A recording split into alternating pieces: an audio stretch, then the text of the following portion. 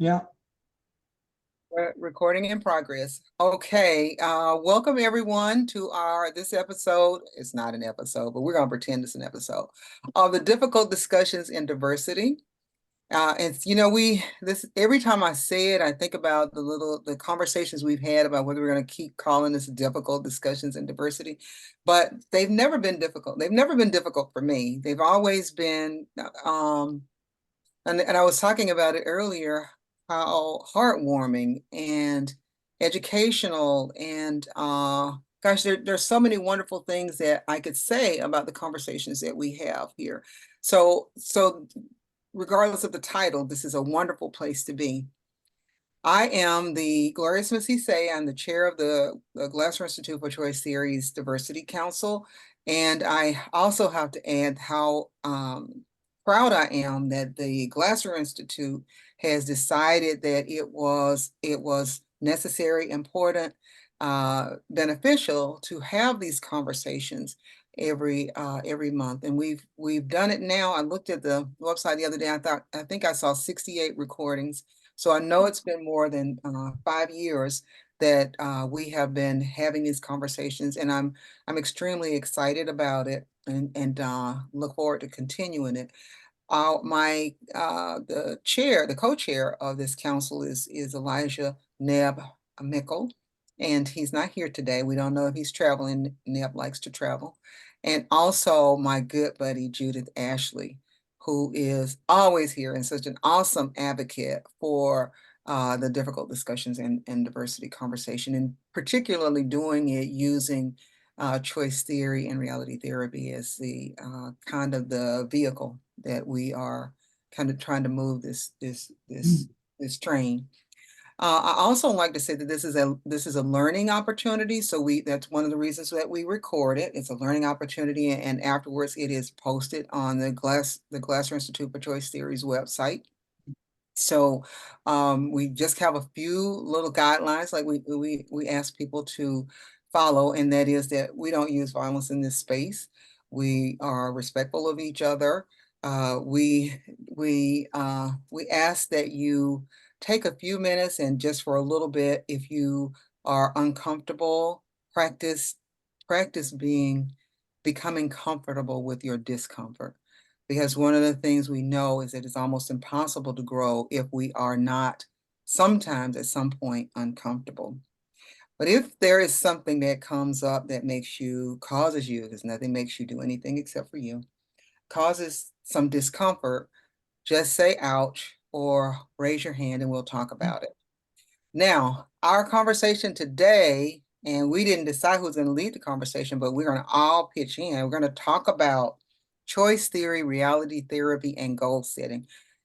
We chose this one because this is the beginning of the year, and we thought that it would be good to have a conversation around this. And so, Judith, I don't know if you're going to kick it off or what it is that we want to do, however we want to do it, but we're going to get it started now. Thank you, everybody, for being here. Hey, I get to start. Woohoo! So and we'll all support you. So one of the things that I also did, because we came up with topics for through July, and I volunteered to write a blog post for the website on the topics and have that go up. This month went up January 5th. So, by the 5th or the first Friday of every month. And so what I really wanted to say there, and in terms of starting the conversation, is I think I believe if you know choice theory and reality therapy, you can be more successful in goal setting than people who don't know these concepts, because it starts with, what do you want? I mean, that is the goal. And we understand quality world. We understand that the only behavior we can control is our own. We understand that our quality world is different from anybody else's quality world. So it's much, we're able to be more focused. And one of the things that I mentioned in that post is that be sure that your want is true to you. Because I know there are people that may set a goal because they think it's expected, or maybe not think it's expected. People have said, oh, you need to work on X. And so you may set a goal, but that isn't necessarily your goal. So that's one of the first things, is really claim your want. And then we have the assessment. What have I done to try and reach that goal? You all know the process. The other piece that I think is so important is that we teach is we don't fail. The plan fails. The plan isn't working. It isn't, I failed. I need to go back and look at my plan and see what in that plan wasn't working. So I'll give an example. I've had challenges with low blood iron, and if your iron levels are low, your energy level sucks. And if you have that long enough, then you lose some of your stamina and all of those kinds of things. And when that's been going on for several years, you find yourself in really a more compromised situation, because things that you easily did 2-3 years ago now take a lot of effort. So that means you're at a higher risk of injury. If you try to go lift that whatever that you easily did 3 years ago, and now you try to lift it, your body's going to say, what? I'll teach you. And so my doctor said you need physical therapy. So I went to physical therapy, very nice people. They gave me all of these exercises that I already know about. And I came home and I started, my pain level went skyrocketing. And so I went, I think maybe my body is saying this is too much. And not that long ago, I would have said, but, I need to push through because I want to get, I would have gone down the ignore the pain, ignore your body signals and push through it. These days I went, oh, I think maybe Erin gave me a little more than I can handle right now. And I backed things down to where I could do things without a pain level. And then when I next saw him, I just said, well, this is what's going on. This is what I did. And he said, good for you, which was extremely nice to hear. But I will tell you that one of the things that's changed in physical therapy over many years is they no longer see the no pain, no gain. They're like, if you're in pain, there's no gain.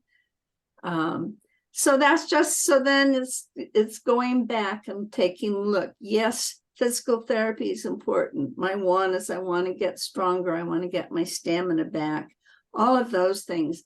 But my actual plan has shifted.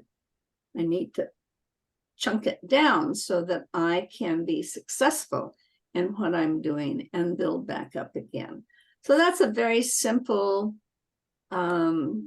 example. And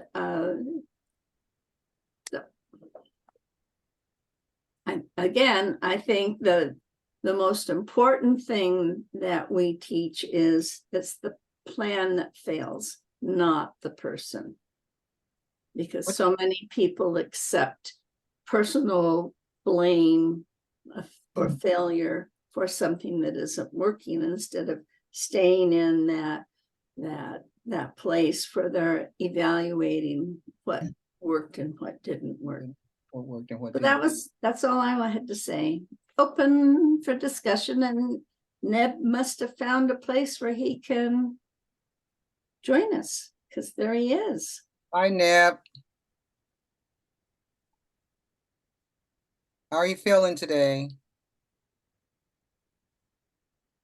When you have a chance, you can turn on your microphone and tell us all hi. And so Judith, I think that it's really important. It's really important to set goals, right? But everybody doesn't.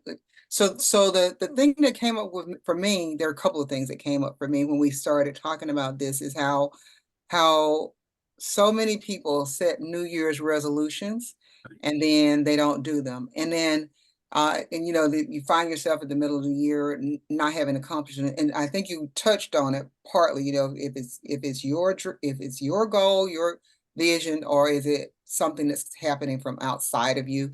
And the other piece is that idea of failure, and nobody wants to fail, but so often we do. And when we think about, well, if I don't actually accomplish it, then I'm a failure. Then I'm not gonna set a goal that I could actually accomplish. The other piece is that I don't think so that people create goals from a place, realistic goals. I think that's what I was thinking about, because I think about when I get to goal setting, I think about Wobbelding's Semic. Hey Nab, welcome. Sorry about that. Hello. Sorry about being late. Oh, it's okay. It's okay. Um, Samick goals. That's and Bob Wobbleding, that's a part of the way that he teaches reality therapy. And so y'all are familiar with the Samick goals? Simple, Part of attainable. it, I've created the C's, Oh, okay. SES, because to be successful, you see. You see the You know, you see I the just, goal at the end? Is that, yeah? so if the plan isn't working, Mm-hmm. then there's an assess. I can't remember off the top of my head, but there's an evaluation, Yeah. and you know, but it's going back and it's looking at what worked, what didn't work, what do I need to shift or change, that kind of thing. I've got the handout on my website that has the plan making that has that, and the link is in the blog post. The other thing I will say, Gloria, that is critically important is not only is it something that you want, it's important to you. So I suggest a scale of 1 to 10, because if you're not an 8 or above, you might want it. And if it happens, that would be fantastic. But you don't have the level of commitment to put the work into it. And I use the example, my son would have loved to have been a drummer for a rock band. He even had a set of drums. He even took lessons. Did he practice all the time? Nope. But if some manager for a rock group knocked on the door and said, hey, we want you to be the drummer in our band, he would be there in a nanosecond. Whereas my brother, who drummed on everything, including his sister, he did drum professionally. He was with the group, and he's helped support himself through college by drumming. And as I say, he drummed on everything. If he was in the car, his fingers were going on the steering wheel, or, you know, when he was younger, if I was in the front seat, I got drummed on, kind of thing. But, you know, that was very, very important. I mean, he did the work, kind of thing. So he would have been there. My son would have been on the other end. Yeah, and if we don't have a plan, I mean, even when we talk about goal setting, if we don't have a plan and we don't make a plan that's realistic, then we're not going to be successful. True. It's just not, you know, I like to start conversations out often by asking people to set an intention what is it that you want to get from being a part of this conversation? And then what will we give you? Mhm. But anyway, if we don't set realistic goals, and then we don't not just set a realistic goal, but have a plan that will allow us to accomplish the goal, or we have the capacity to accomplish the goal, then we're not gonna make it. Yes, Wendell. You started a while ago, you mentioned SAMIC. Uh, I'll go back to it. Elsewhere. For those who've not kind of seen that pulled together, that's very good. Would you want to highlight that? Sure. I'll just tell you what it stands for. So it says the S is simple, A is something that's attainable. The I is, there are two I's, immediate. Okay, of course I can't remember. I think it's immediate and involved by the doer, and then the C is consistent, controlled by the doer, and committed to. And I'm gonna look at, I was trying to find your website, Judith. That's why I got a little bit disconnected, so I could see what your acronym was. But it's kind of like this, a lot of us have heard about creating smart plans, or smart goals, but we don't always do the smart goals. But the SMART leaves out some of the things that the SAMIC includes, as well as probably what Judith's acronym includes. And so what we have to do when we decide that we want to do something, we first have to make sure we run it through this little, like Judith said, where we do a Likert scale, and we say, okay, is this something I actually can do? And you get to this place, or how important is it to me? And you get to a place where if it's not a 5, you're probably not going to do it, right? About right. Okay. But anyway, if we don't create a plans, I can say to myself all day long, and in 12 months, I'm going to lose 100 pounds. And then I don't have a plan for doing that. I'm just going to not do it. It's not going to happen. So it makes sense for us to set simple plans. Like, I'm going to walk for 5 minutes every day. I'm going to get up out of my bed today, and I'm going to go for a walk for 5 minutes. And so I'm going to just tell y'all a simple plan I came up with probably about 10 years ago. And so this is just me probably sharing this by a tad bit too much information about me, but I'm going to share it with you because I made a goal for it. And I spent 40 plus years of my life, I've been diagnosed with major depressive disorder when I was very young. And actually, my mother took me to see a therapist when I was probably before I was a teenager, which, in the 60s, late 60s, early 70s, that was unheard of in the African American community.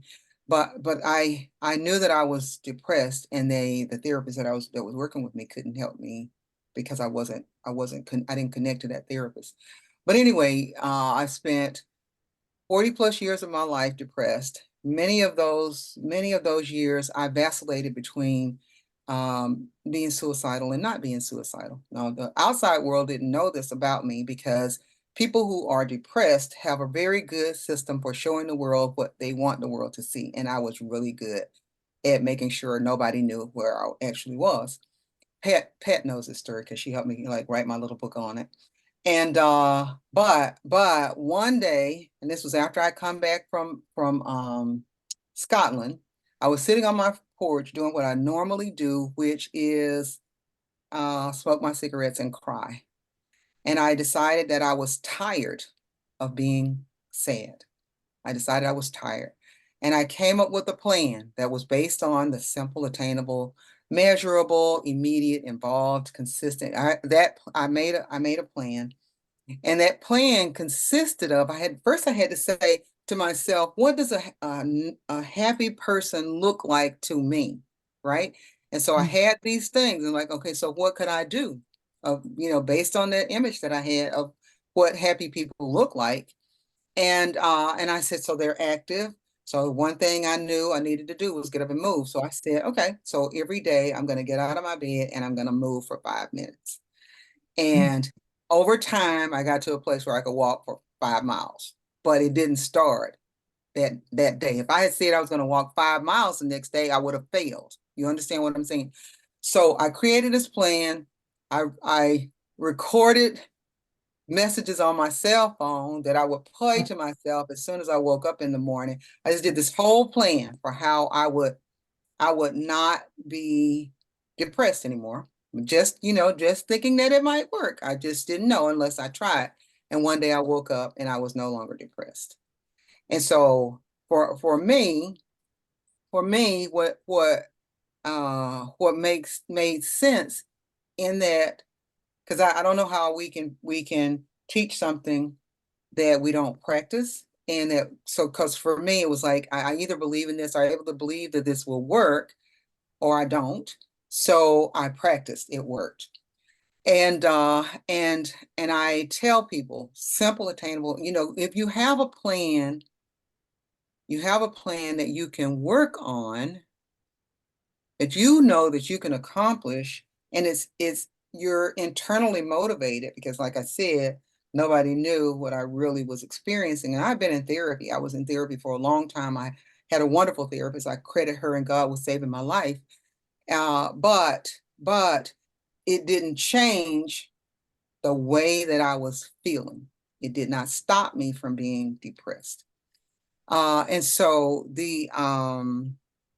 anyway, but I had to have a plan, and I could hear Bob Wobbelding saying, keep it simple, keep it simple, keep it simple, keep it simple. And that's exactly what I did. I created myself, create this affirmation, this thing that you listen to, get out of the bed, go for a walk, smile, whatever it was. I don't remember all the steps. It's in that little book. And then it works. So if we create plans, as we were talking about goal setting, and I really appreciated Judith saying you see the end. Stephen Covey says we begin with the end in mind, right? In his 7 Habits for Highly Effective People. If you don't see it, you can't make it happen. And so that makes absolute sense, Judith. If you don't see yourself, okay, this is an exaggeration, 100 pounds thinner. That's an exaggeration. I don't see myself 100 pounds thinner. Although on this journey, I'm about 70 pounds thinner.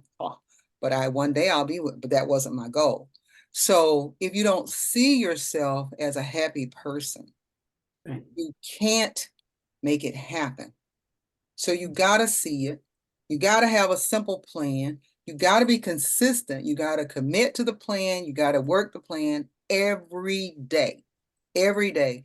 And even though I woke up one day and realized I was no longer in that place that I'd spent the majority of my life in, I didn't stop using my plan, right? So,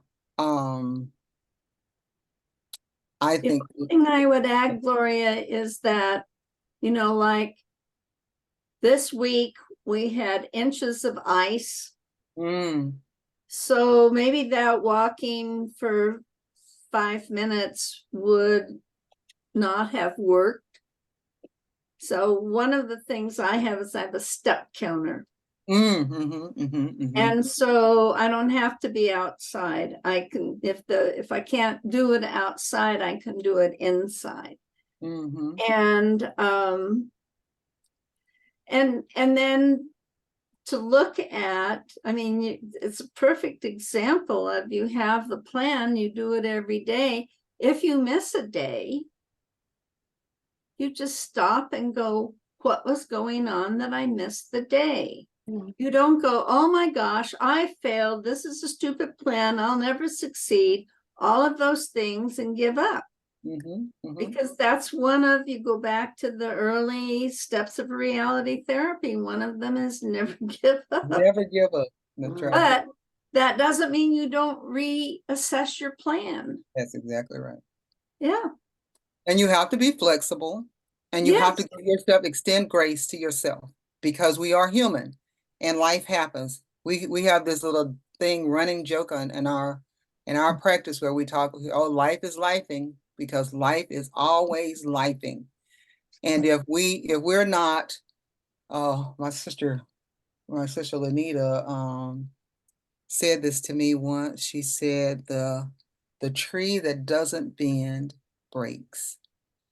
And That's so, very true. And it's a larch. yeah. So we, for me, it is really important to learn to be flexible, and gosh, I think about the only person's behavior I can control is my own, but then there are things that are beyond my control. And if I don't bow to them, bend to them, then I will break, and I'm not interested in it. All right, so I've been talking a lot. I don't usually like to do that in this conversation. Anybody else? So what I did have a couple of things. I was looking at Judith's blog post, and so a couple of the questions that I saw, Judith, is, and maybe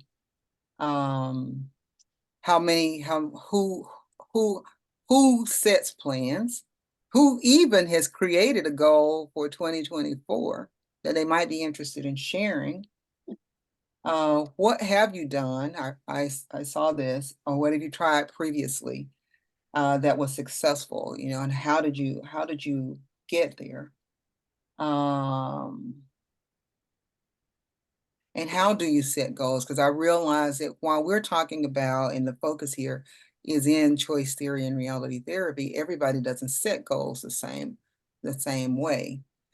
So how does anybody else want to answer any of those questions, or all of them? Go on, Sharon. I speak, Gloria. Yes.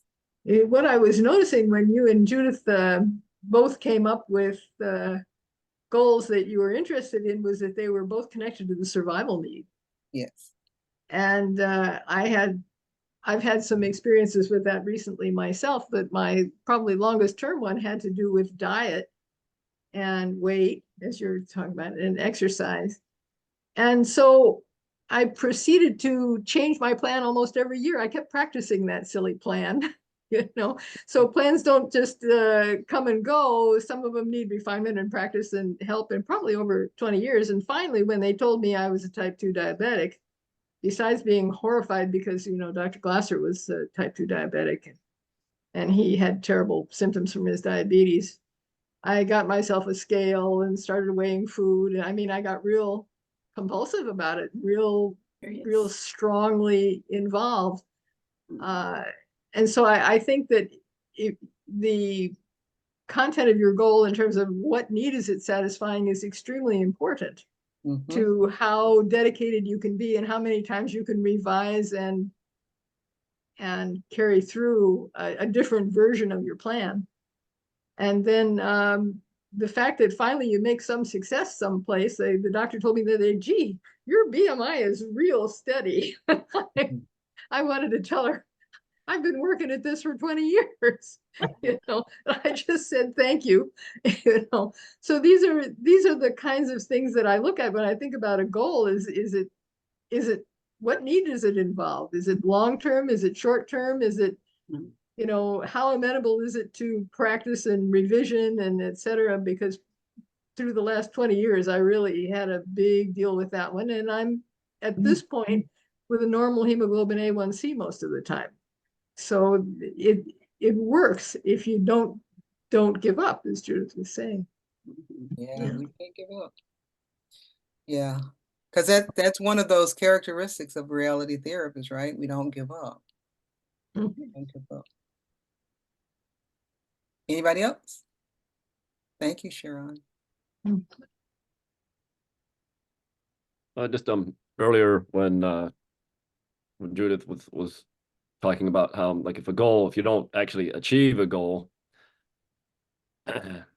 most of us, if not all of us, know it was as parents, we learn a heck of a lot from watching our kids grow up. And one of the things is that she would just have anytime she didn't get like a problem right, she just kind of freaks out and think she's stupid. And we would really kind of really had to draw back and tell her, okay, look, it's just don't automatically think when you get something wrong, use it as an opportunity to say, okay, what happened? What didn't work? So don't just, it would kind of became more apparent to us that if you don't achieve a goal, you don't just see yourself or your accomplishments as an immediate failure. There's a story in there. Look at what information you're missing. What is it that you didn't do or should have done? And that can give you a lot of information about what to do, how to make it work eventually. So oftentimes, we learn more from our mistakes than our successes because they have more information in them.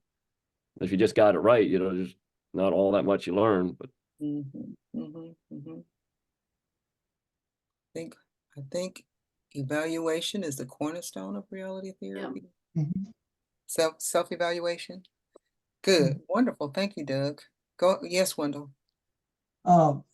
As Doug was speaking, I thought of this. I teach tennis, and mostly to kind of begin. I'm a decent, slightly above average local player, but in the big scheme of things, I'm here versus everybody else in the world. But anyway, you don't have to be a world-class player to teach beginners or 65-year-old recent retirees who want to take up tennis.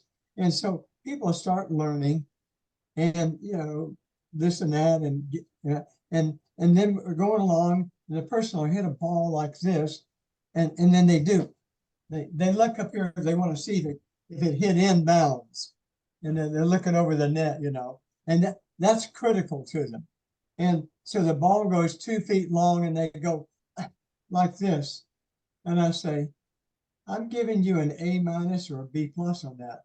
What? Yeah, you did almost everything right. It's like, I would be big on giving partial credit if I were a math teacher. And so I said, I'm giving partial credit. You did almost everything right. And you got prepared here, and you do whatever, and they're only looking at the result there too. And in this, if you keep doing things right, the results will come, but that's their thing. Well, like the person who's got a Be Perfect driver, and I say, Jeremy, wow, congratulations. Jeremy got the highest score on a test. He got a 98. And Jeremy says, damn, I knew the answer to that other one. Yeah, I should have gotten 100, And Jeremy's not happy with a 98. But it's hard. And so giving credit and of course, if you make it, as Gloria's guiding here, simple and specific and immediate, then there's a much greater chance of success, unless I give some unreasonable thing. People get excited. Okay, good. I'm going to walk 10 miles today. No, this is not going to work out. Let's walk around the block too. But anyway, baby steps and partial credit and that's one of the big things of reality therapy is looking for the positive parts of what has been working, that sort of thing, rather than focusing on the negative. Or if we can learn from the other and say, I could do it differently this time, too. But it's all exciting stuff. Of course, the big motivators and goal setters, especially, they say, well, look down the road and imagine how your life is going to be if you accomplish these things. Or like if you do your taxes and you get your return early, what are you going to do with the money? And then maybe that'll overcome the drudgery thinking of doing them, too. But it's almost a default.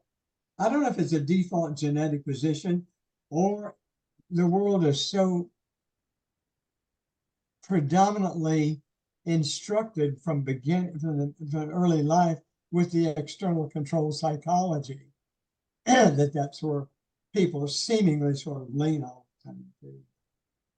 goal setting and goal getting. Good topic. Has everybody, who in here has has a New Year's resolution? Wrong, say revolution.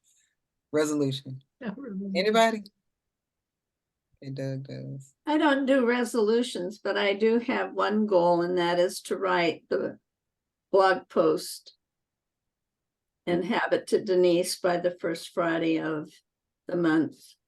Thank you for doing that for us, Judith. And so, I mean, I was doing the January one on Thursday to go up Friday. So I was using my own process. Why? Mm. You know better kind of thing.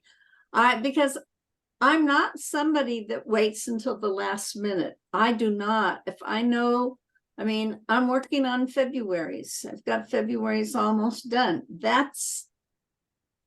I may even do March's this month. I don't want to wait until the day before it's due.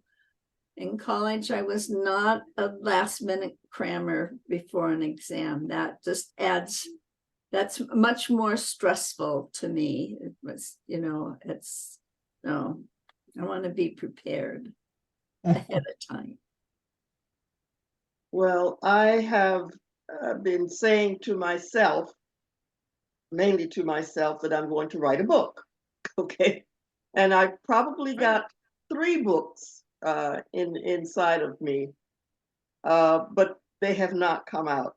And let's see, 3 years ago, when I was 75, I had determined that I had lived and worked in Asia, in Europe, all over North America, that I was going to go to Africa. So I did that. And I was there for 13 months and only left probably because I recovered from COVID twice in a country with not a very good, health care system. So I started to think this is not wise, so I definitely adjusted my plan. So I just turned 78, and I'm in a space now where I've not really been before, and that is I've always been a planner, and now I'm just a kind of tired, if you will, or just kind of exhausted. So I'm still thinking about at least one of the books, that I'd like to write, and maybe a second one as well. But I'm just still trying to get the impetus, the motivation, the energy, if you will, to really head down that path. So this is a good reminder for me as you all are talking. I mean, I know how to make plans. That's what I did, when I was in my professional life. You had to really keep on top of things. But now I'm just I'm taking a break from lifing, But I need to, I find it very stimulating to have a plan. Yeah, because it keeps your mind, active. It gives you something to do that's not so self-involved, and it keeps you kind of in the world, so to speak. And so, yeah, we'll see. Thank you for your ideas. A page a day, and you have a 365-page book at the end of the year. Yeah. You just break it down. And even before you do that, instead of 5 minutes of walking, you spend 5 minutes jotting notes. I mean, start simple, because it's overwhelming if you look at it. 3 books. Well, the biggest thing I've done so far is join 2 websites that are promising to, to help you to write the book and all that. But yeah, I mean, I better do it before the end of my life, so at least not just keep planning to do it, but I really need to get a plan to get on a plan, so to speak. Yeah, yeah. I'm just, like I say, you know, at my age, I've seems like I've done so much. I'm just so tired at the moment. I just want to Yeah, enjoy not having to make a plan. yeah. But I realize that, like I say, planning and doing, not just the planning, is a very stimulating, life fulfilling kind of thing to do. So I'm just taking a break for now. I know I'll be back on the trail sooner or later. I went to one of those book writing. I had gone to one of those gigantic motivation seminars where 5, 6, 7,000 people come, and you get free tickets, and then they have speakers, and each of the speakers has their own area of expertise, and they've got audio, videotapes, and they've got seminars that you can sign up for, and it's all very good. If I had lots of money, I'd probably be going to all of them all the time. But I did go to the book writing thing because they gave us like almost like a freebie.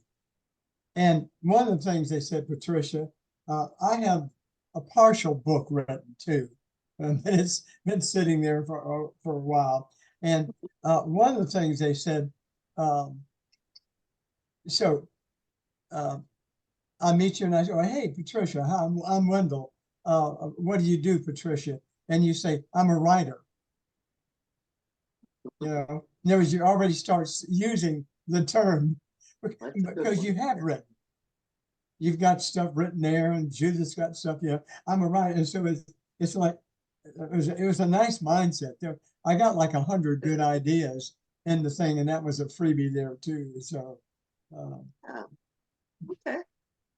we're gonna watch for you. I have a tennis friend who's also a former pro baseball player, and a lot of times the sports people can get into motivation speaking if they've been somewhat successful, if they have something to say. And people enjoy, especially guys in sports, enjoy going and listening to these people, you know. And anyway, this guy, now he'll be, he and I played in a couple of tournaments in the 80s division. And he's working on his 21st book. Mhm. And I think all of that's been in the last 10 years. And he's got another one coming out now. He's going to start a new podcast. He and I are going to start a podcast next month. He's starting another one somewhere else. It's unbelievable. It's so energizing, and it feeds on itself, the whole thing. And it's exciting. Well, it's also exciting to be around people who have done things and talk about it too. It's very infectious. Well, that's one of the big things they say: surround yourself with other people that have done things or have similar quality world pictures, you know, and that sort of thing too. And it's yeah. Well, and these Zoom meetings, every time I always get kind of pumped up, you know, hearing people talk and a new way of saying something. And I say, I never heard that before, you know. And lifing, I'm taking away today lifing. And you already used it a while ago. No, Pat used it already. Yeah. Neb, did you have something that you wanted to add? He stepped away, maybe. He's listening. Ned, the other day in a meeting. How do you know I'm listening? Is that a presumption? What's going on here? Yeah. Hey, the other day, Stephen Tracy walked away from the screen for a few minutes. And while he was gone, we voted him in vice president of the gift board. You got to stay on track here. Otherwise, the people may put you into something. I think that's fantastic. especially since you're going to write 3 books. Um, I just want to know what the first line of the first book would be. Well, I guess I actually have a kind of a title in my mind. It might change over time, but the title is Living on the Edge of the World. Mm. And that has several different approaches that you can have to it. Mhm. I just knew you were ready. I was uh, just waiting for it to come. Well, no, I've gotten a file in my computer that you know I have started writing on this. And one of the oh, you got money? He's ready to buy. Yeah. It, it's One a of two, the it's a $2 bill, but it's a deposit Yeah. on my first copy. yeah, I've got a couple of those myself. But one of the chapters or one of the approaches that I've taken is um, the world ended 3 times in my life, and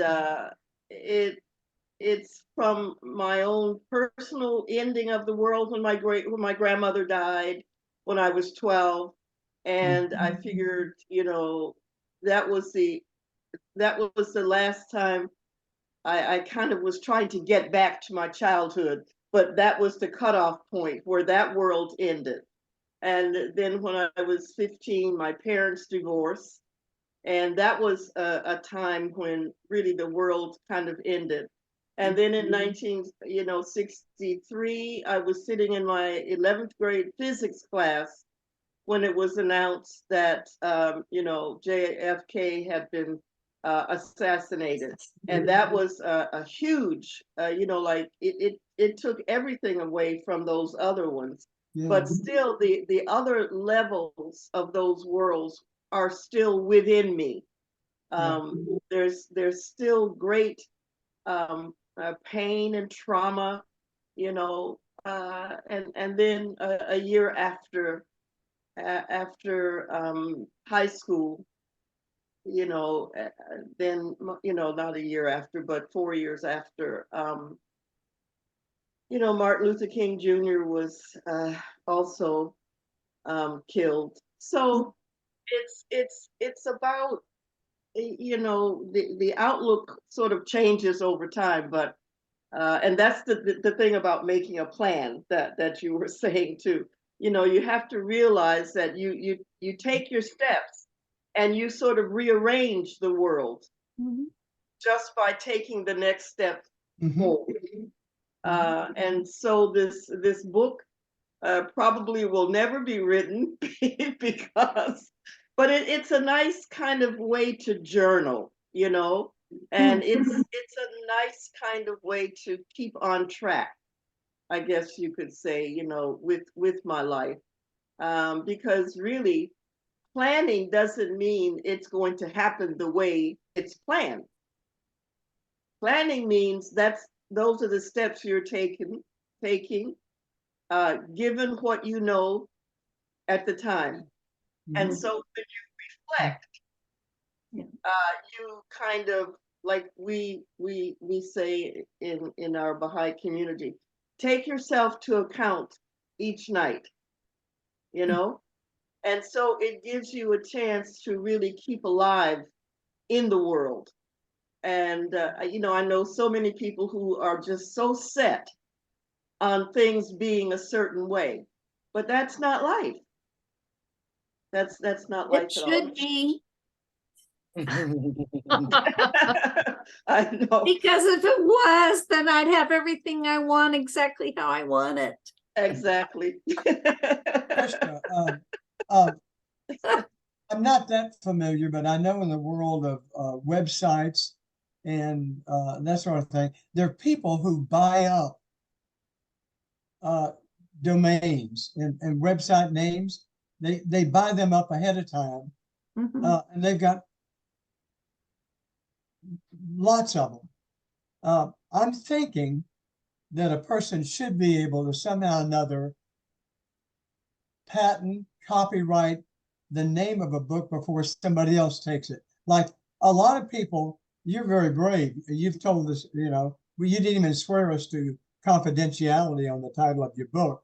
But the book that I'm writing, I've not told people what I think the title might be, because for one thing, if it gets out, somebody else may say, God, that's a great title. And then they jump in and use it before you do. Titles, Wendell, cannot be copywritten. Oh, Titles cannot be copywritten. all right. Gotta have There's something certain behind it. things that are in the public domain, and Ooh, titles are one of them. all right. Then don't tell Social anybody else. names. I can, won't tell anybody. But that's good to know. Yeah, and so, but it is true that there are groups that own many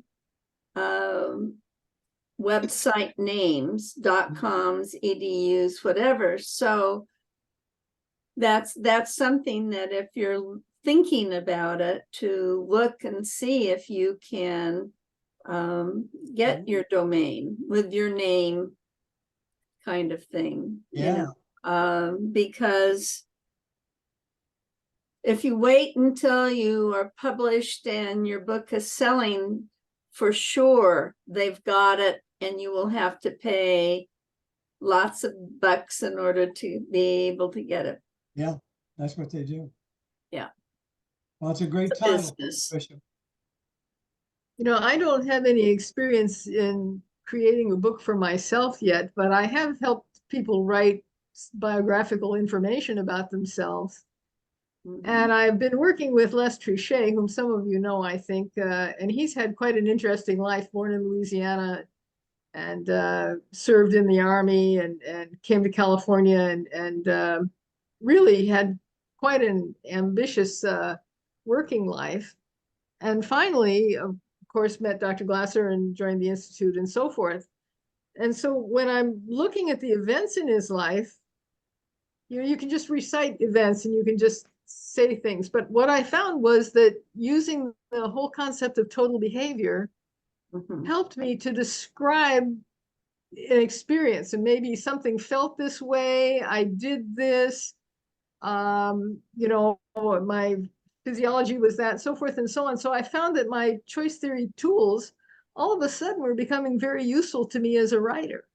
And it changed his recitation of the events into a more colorful, shall we say, at least emotionally colorful way of trying to tell the story about this person's life.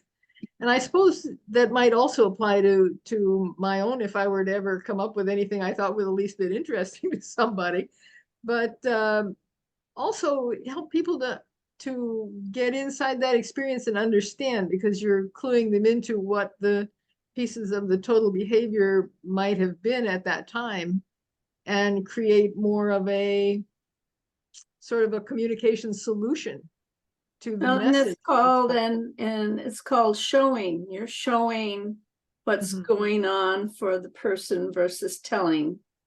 And the other piece that we have that I think is so critical is the quality world and the needs. Because if you go with, we all have our own individual needs profile, then that also is a way of, if you're writing fiction, of developing characters by knowing what their needs profile is, but also just in writing your own memoir. Why, I'm like, Patricia's lived all these different places and she lived in Africa for 2 months. What is it?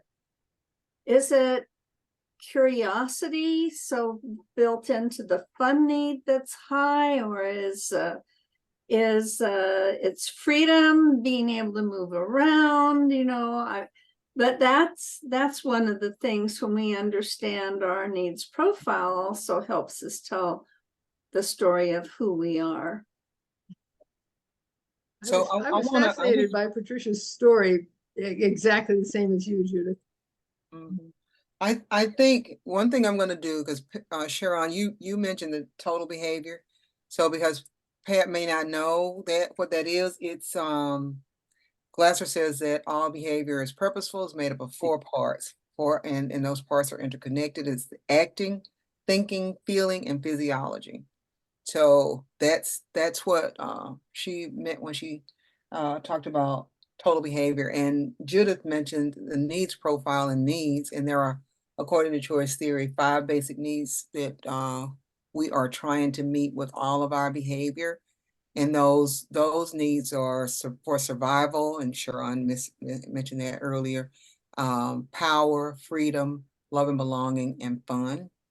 And the need strengths profile helps us to understand how strong is our need for, say, power, right? If power is driving, it's one of the things that's driving your behavior. If it's and Judith talked about fun, mentioned fun when she's talking about your moving and living here and there. So that then maybe your need for fun was being satisfied, or you were attempting to satisfy your need for fun by living in a variety of places.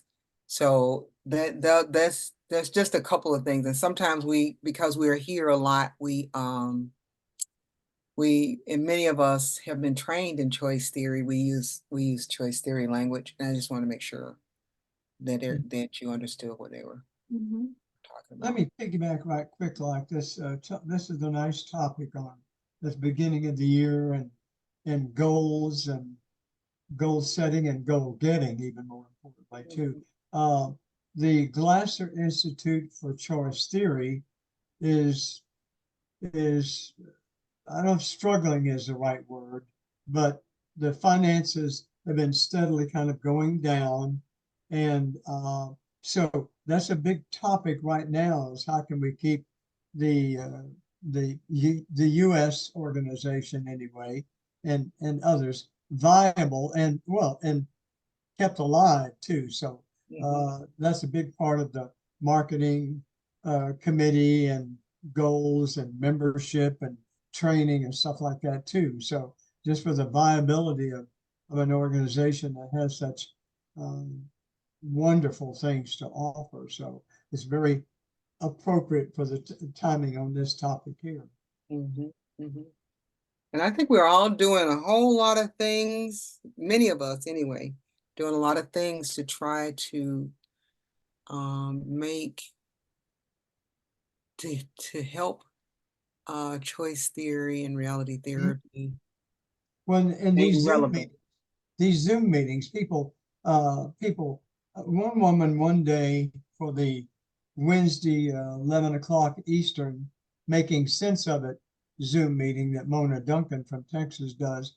One day a person tuned in, and it was the first time ever she was Googling, and when she was Googling happy, and probably got 10 million opportunities to find things. And in that process, accidentally hit something on Glasser and choice theory, and then decided to follow that up, and then saw the Zoom opportunities. And for the first time ever, kind of tuned into a group, and so the Zoom meeting in Gloria, this one right here, and the others provide a reach out to try to help keep things going, too. And so I applaud you on that. That's for sure. Thank you, Wendell. 68 recordings over 5 years. So Wendell, I'm gonna say it where well, you weren't there, so you kind of got volunteered to be a part of a conversation we're gonna have on the 31st at 12 o'clock. So I'll send you the link. And since Excuse me, is it the and so is 30th or Neb. the 31st? That's right, Neb. You know it. You were there in that meeting. You were there. It's the 30th, right? No. 31st. Wait 31st? a minute. No, he's right. It's the 30th. It's the 30th. Thank you. It's always nice to be right. You are right. You are most often. So I see it on my calendar right here. It's on the 30th. It's at noon. It's a Facebook Live. And so since two of you are here, oh, and Charlene was in that meeting too, you just send me like 3 questions that you would want answered if you didn't know anything about choice theory. Or you might ask, then I can have those questions to ask as the moderator. So that we can continue the conversation for at least an hour. But we know we can talk for an hour, but just questions that someone who knows nothing about choice theory might ask, so that we can have a lively conversation. I made a Facebook event. I'm just telling y'all this is all in and already there were 27 people who responded to the event. So hopefully they'll actually show up. Okay. All right. Back to this conversation, y'all. So y'all, we are over our time. I know we started late, but I try to be mindful. We always try to be mindful. We didn't hear from Charlene. I know that Jody hasn't been feeling well, or Rhonda. So do y'all want to do you have anything that you want to add before we wrap the call up today?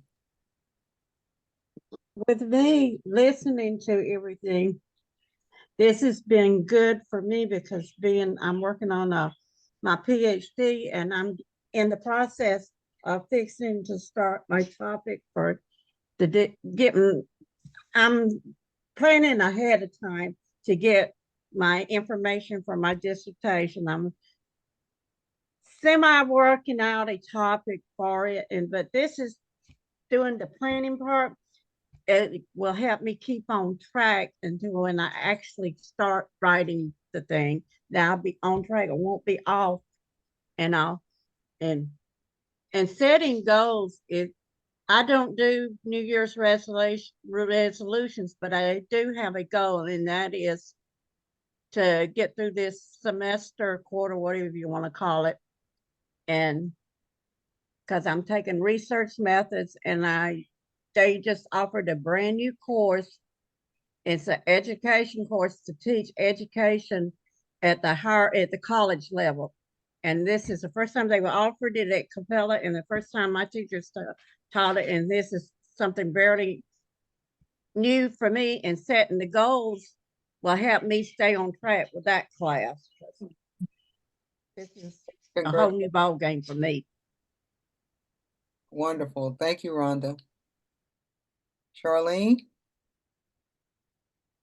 Hello, everyone. No comment. Just glad to be here and hear the topic and conversation on today. Have a great weekend. Thank you. Thank you for being here. Jody, You're did you want welcome. to say anything?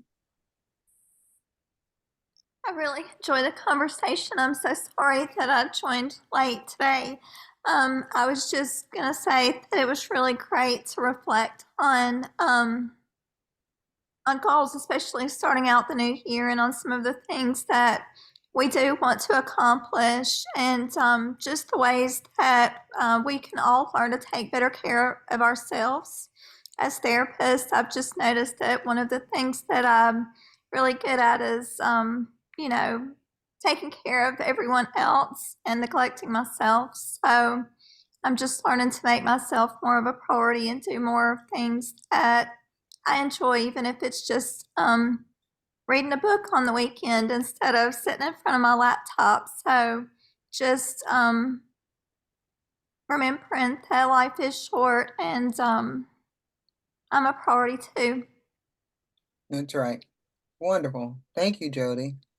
All right, is that everyone? Anyone have anything else they want to add before we say our farewells? All right, thank you all very much for joining us today, and have a wonderful rest of your weekend, and we'll see you next month. Oh, sure.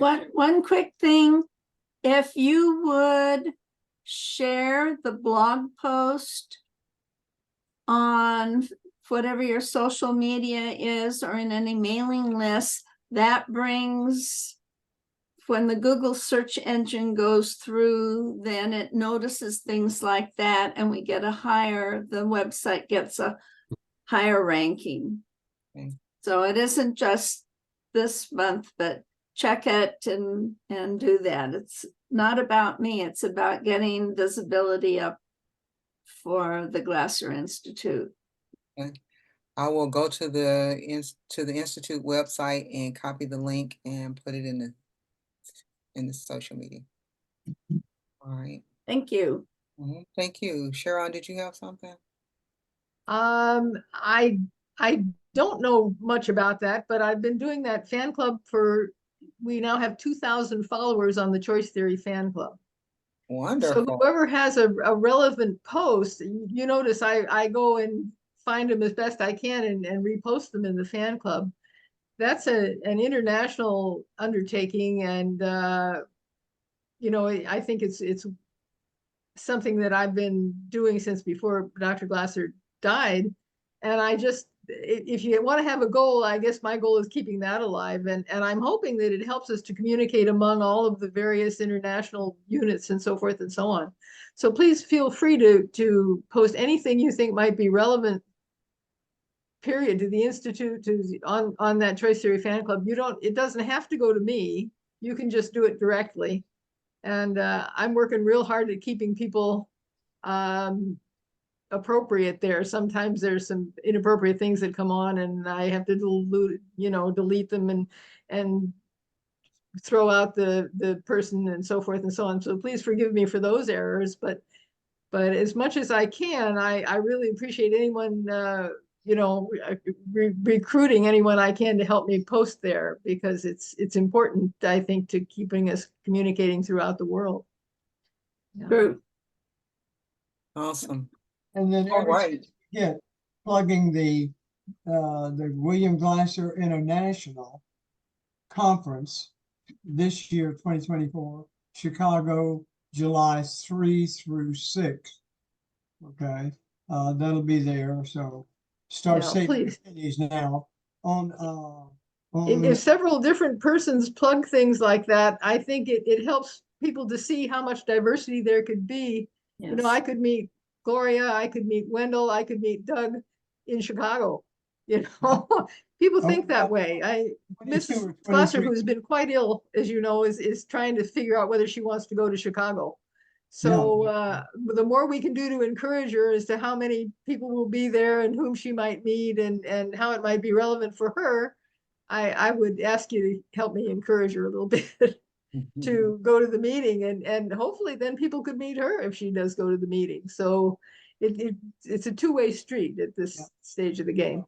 On Wednesday, February 21st, like Gloria's been doing this diversity thing 5 years now, Mona Duncan's been doing a Wednesday Zoom thing for over 5 years. She's always looking for people to do like about a half-hour presentation that would generate some discussion. On Wednesday, the 21st of February, I'm doing the program at 11 o'clock Eastern on as a helper in the helper-helpee relationship. As a helper, what do I have control over? That's kind of a good generic concept applicable in all kind of ways, as a parent, as a supervisor, as a teacher, as a therapist, as a whatever, you know, what do I have control over? So I'm doing that day with a couple of handouts too. 11 o'clock, making sense of it. It's free. And it's me. Thank All you. right. Oh. Thank you, Wendell. Thank you, Wendell. Thank you, everybody. Please enjoy the rest of your day and your weekend, and we'll see you next month. All right, have a good one. Thanks, everyone. Thanks, Bye. everyone. Thank you, Gloria. Thank All right. you, Neil. Bye. Bye.